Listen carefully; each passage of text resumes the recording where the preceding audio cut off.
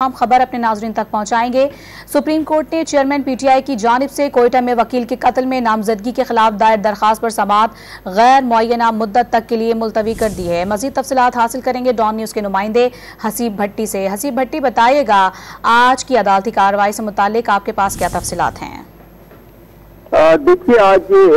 जो chairman PTI हैं उनकी जानिब से ये दरख्वास्त दायर की गई थी लतीफ खोसा डिकेट के जरिए, जिसमें उन्होंने मौक़िफ़ इख्तियार किया था कि जो कोयटा में वकील के कत्ल की FIR उनके खिलाफ की गई है, उस FIR को एक तो जिस स्टेज पर है उसे रोका जाए और क्वेश्चनिंग की जाए और उस FIR को खत्म किया जाए। ये दो चीजें थी उनकी आज की दरख्वास्त के अंदर, और इस पर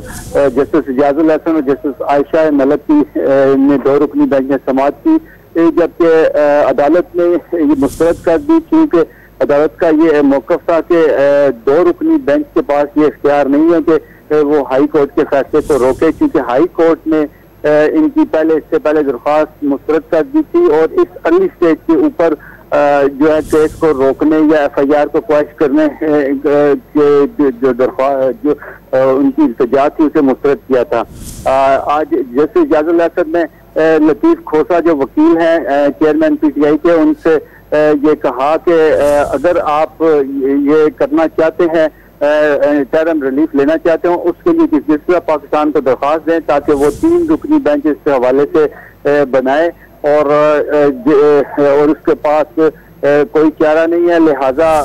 गैर मुअय्यना मुद्दत के लिए आज की समाअत को मुलतवी करते हुए उनकी जो दरख्वास्त थी कि इस केस को रोका जाए, FIR को खत्म किया जाए, वो मुस्तरद कर दी है। FIR को रोकने की दरख्वास्त भी मुस्तरद कर दी गई है। तफसीलात बता रहे थे हसीब भट्टी, आप बहुत शुक्रिया आपका।